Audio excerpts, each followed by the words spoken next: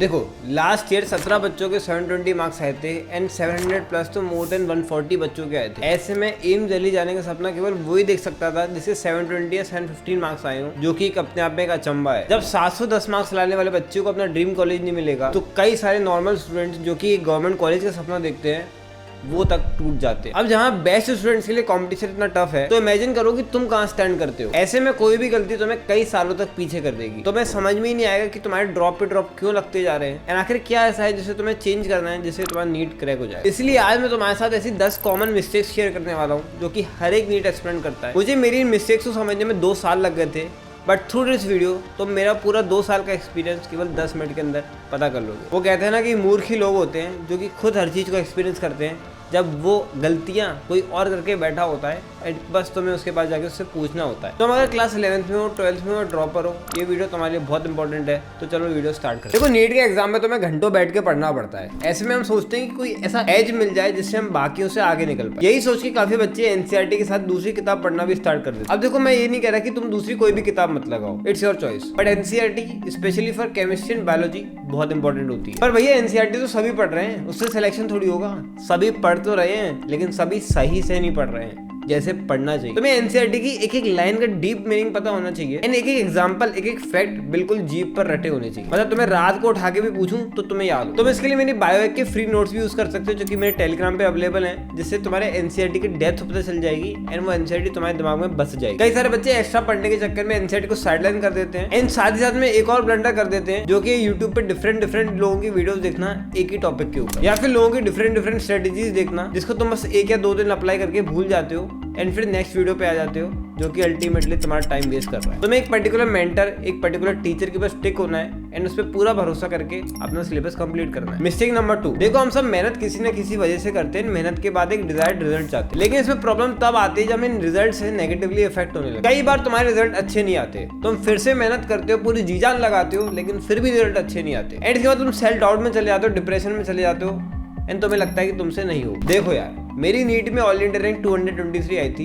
And मेरे साथ भी सेम होता था। मेरे भी कई टेस्ट में इतने कम मार्क्स आते थे, स्पेशली नीट के लास्ट टाइम तक में ऐसा हुआ है, पर मैं टूटा नहीं क्योंकि मुझे पता था कि इन टेस्ट की कोई वैल्यू नहीं है। आखिरी पेपर होने वाला है उस दिन 5 मई को, जो कि नीट का एग्जाम होगा जब मेरे टाइम हुआ। These are just practice test. तुम्हारे मार्क्स डिपेंड करते हैं पेपर के पैटर्न के ऊपर, क्या क्वेश्चंस बनाए गए।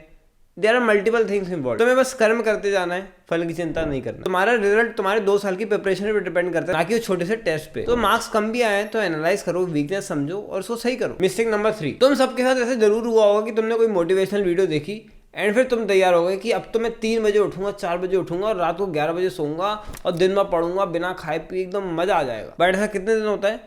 2 या 3 दिन। Because motivation is temporary but discipline is permanent. कोई भी इंसान लंबे समय तक मोटिवेशनल लेवल्स को मेंटेन नहीं कर सकता। तुम्हें अल्टीमेटली तुम्हारे दिमाग को कंट्रोल करना। एक बार अगर तुमने अपने दिमाग पे काबू पा लिया तो सब कुछ आसान हो जाएगा। तो दिमाग पे काबू पाने के लिए फिजिकल एक्टिविटी करो जैसे रनिंग या gym and unrealistic time table की जगह एक रियलिस्टिक टाइम टेबल बनाओ जो कि गोल फोकस्ड हो कि आज मुझे ये चीजें कंप्लीट करनी है, ना कि टाइम फोकस कि मुझे आज 8 घंटे पढ़ना। मिस्टेक नंबर 4, ये मिस्टेक आई थिंक हम सब लोग करते हैं, जो कि अपनी स्लीप को प्रायोरिटाइज ना करना। हम दिन भर में जो भी पढ़ते हैं वो एक शॉर्ट टर्म मेमोरी में स्टोर होता है जो कि स्लीप के दौरान ही लॉन्ग टर्म मेमोरी में जा रहा होता है। तो अगर तुम पूरी नींद नहीं लोगे 7 से 8 घंटे की तो तुम्हें कुछ याद ही नहीं रहेगा, तुम कितना भी पढ़ लो। मैं खुद एक टॉपर था, मेरे पास मेरे जितने भी टॉपर दोस्त थे सबको मैंने देखा वो 7 घंटे तो सोते ही थे। सो ये मत सोचो कि सोने से टाइम वेस्ट हो रहा है, वो टाइम यूटिलाइज हो रहा है एंड तुम्हारी बॉडी सोते समय भी पढ़ रही है। ऐसे सोच के बॉडी को पूरा सफिशिएंट टाइम दो सोने का। मिस्टेक नंबर 5, ये मिस्टेक जो मैं बताने वाला हूँ वो 90% नीट एस्पिरेंट्स करते हैं। तुम क्लास में तो अपने दोस्तों के साथ सारी दुनियादारी की बातें करते हो कि उसके लाइफ में क्या चल रहा है, क्या वो करने वाला है, सब पूछ लेते हो, लेकिन सेम चीज तुम पढ़ाई के मामले में नहीं करते। देखो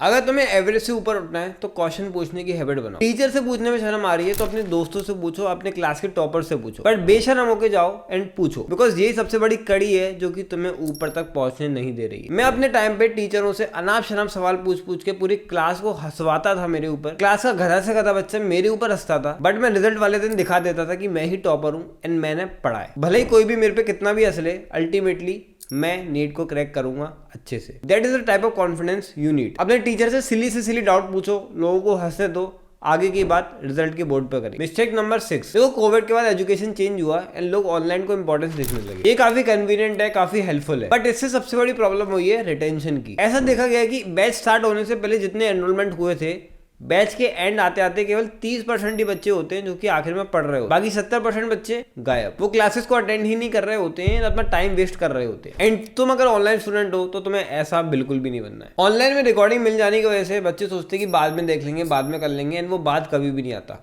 इसलिए जब लाइव तुम्हारा लेक्चर हो उसी दिन उसको करो, अच्छे से अपने क्वेश्चन प्रैक्टिस करो एंड उस चैप्टर के उस पार्ट को उसी के दिन खत्म करो।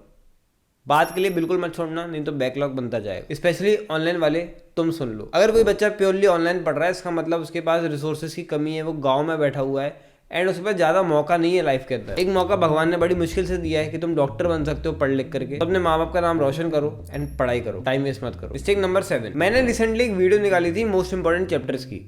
अब इन वीडियोस को तुम गलत इंटरप्रेट करते हो और सोचते हो कि केवल इन चैप्टर को पढ़ के नीट निकल जाए, बट ऐसा नहीं है। ये जो चैप्टर्स है ये हाईली इंपॉर्टेंट चैप्टर्स हैं, मतलब इनमें से ज़्यादा क्वेश्चंस आते हैं या इनको मल्टीपल टाइम्स रिवाइज करना है, बट इसका मतलब ये नहीं कि बाकी चैप्टर को छोड़ देना है, बिकॉज नीट में सब कुछ आता है एंड तुम्हें पूरा का पूरा ही पढ़ना पड़ेगा अल्टीमेटली नीट में 680, 690, 700 लाने के लिए। मिस्टेक 8, जैसे जैसे एग्जाम सामने आता है हर तरह के सवाल मन में आने लगते हैं, सेल्फ डाउट होता है एंड काफी अंडर कॉन्फिडेंट भी फील करने लगते हैं एंड इन सबसे तुम्हारा ओवरऑल परफॉर्मेंस अफेक्ट होता है। देखो ऑनेस्टली आज के बचे हुए मंथ में तुम्हारे पास इतना टाइम नहीं होता है कि तुम इन सब चीजों के ऊपर दिमाग लगाओ, तो बेटर इन सब चीजों को भूल जाओ, जो होगा देखा जाएगा। अभी जो हमें पढ़ना है उस पर फोकस करो। ज्यादा टेंशन हो रही है तो ध्यान लगा लो या बाहर जाके पानी की टिक्की पियाओ, जो तुम्हें अच्छा लगे। मिस्टेक नंबर 9, तुम में से कई सारे बच्चे ऐसे हैं जो कि प्रैक्टिस को बिल्कुल इंपॉर्टेंस नहीं देते। उन्हें लगता है कि लेक्चर कर लिया तो क्वेश्चन तो अपने आप वैसे भी सॉल्व कर लेंगे एंड टाइम ना होने की वजह से वो बस लेक्चर देखते रहते हैं एंड बाद में उन्हें पता चलता है कि उन्हें कुछ आता ही नहीं। मैं तुम्हें सही बताऊं, लेक्चर से ज्यादा इंपॉर्टेंट है क्वेश्चन को प्रैक्टिस करना।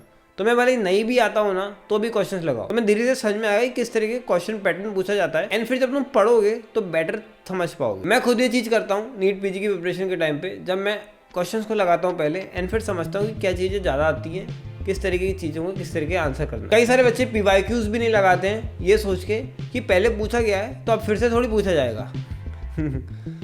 ऐसा बिल्कुल भी नहीं होता है। PYQs are the most high yield question bank, जो तुम्हें लगाना ही चाहिए चाहे कुछ भी हो जाए, क्योंकि उसमें से ही पेपर आता है 70% नीट का, जो कि हर साल प्रूव होता है। ये बात मेरा छोटा भाई इवन नहीं मानता था कि PYQ इतने पावरफुल होते हैं, बट जब उसका एग्जाम हुआ एंड उसने देखा कि बायोहैक में जितने लाल मार्क क्वेश्चन थे, मतलब PYQ मार्क थे, उन्हीं में से 70% क्वेश्चन नीट के आए हुए हैं, तब उसको अकल आई। बट तुम मेरी बात मान लेना एंड PYQ वो कम से कम 15, 20 बार, 30 बार कर लेना। तुम में से बहुत सारे लोग कोई भी टेस्ट देते हैं, अपने नंबर्स कैलकुलेट करते हैं एंड फिर उस पेपर को साइड में फेंक देते हैं, जैसे कि अब वो एक रद्दी का पेपर है, किसी काम नहीं आने वाला। बड़ी एक बहुत गलत अप्रोच है। तुम अगर 3 घंटे का पेपर देते हो तो 3 घंटे तुम्हें लगाने हैं उसका एनालिसिस करने में। मतलब तुम्हें देखना है कि अगर तुमने 30 क्वेश्चन गलत करे हैं तो 30 क्वेश्चन तुमने क्यों गलत करे, क्या वो सिली मिस्टेक था, क्या वो तुम्हारी कॉन्सेप्चुअल एरर थी, या वो तुम्हें बिल्कुल नया क्वेश्चन था, तुम्हें बिल्कुल आता ही नहीं था। एंड फिर उसकी एक मिस्टेक बुक बना के लिखना है कि इस पर्टिकुलर क्वेश्चन को मैंने क्यों गलत किया। अब नाउ आई अंडरस्टैंड कि एक एक क्वेश्चन को लिखना कॉपी के अंदर, फिर उसका एक रीजन लिखना, ये तो थोड़ा मुश्किल काम हो जाता है। इसलिए मैं एक एक पूरे क्वेश्चन को उतारता नहीं था, मैं बस लिख देता था कि ये रीजन है कि ये पर्टिकुलर क्वेश्चन, मतलब छोटा सा फॉर्मेट में लिख दिया मैंने कि भाई ये क्वेश्चन है एंड इसमें मैंने ये गलती करी। मान लो कि मैंने उसमें 7 - 3 को 5 कर दिया, तो मैंने लिख दिया वहाँ पे एक शॉर्ट लाइन में कि मैंने यहाँ पे 7 - 3 को 5 कर दिया था, जो कि मेरी बहुत बड़ी गलती है। अब ना जब मैं उस मिस्टेक बुक को बार बार पढ़ता था तब मुझे समझ में आता था कि कैसी कैसी सिली मिस्टेक्स मैं बहुत फ्रिक्वेंटली करता रहता हूँ। मैं अपनी मिस्टेक्स को याद कर लेता था जिससे बाद में कभी ना कर पाऊँ। इसलिए हमेशा याद रखो, तुम्हें क्वेश्चन प्रैक्टिस भले कम करो बट उसको एनालाइज करो कि तुम्हारे कोई क्वेश्चन गलत हुआ है तो क्यों हुआ है। पागलों की तरह पेपर लगाने से कुछ नहीं होगा, एनालिसिस बहुत ज्यादा जरूरी होती है। अगर तुम इनमें से कोई भी मिस्टेक कर रहे हो तो कमेंट में बताओ कौन से नंबर वाली मिस्टेक तुम कर रहे हो। एंड अगर तुम जानना चाहते हो कि क्या तुक्के लगाना सही है एग्जाम के अंदर, तो ये वाली वीडियो देखो।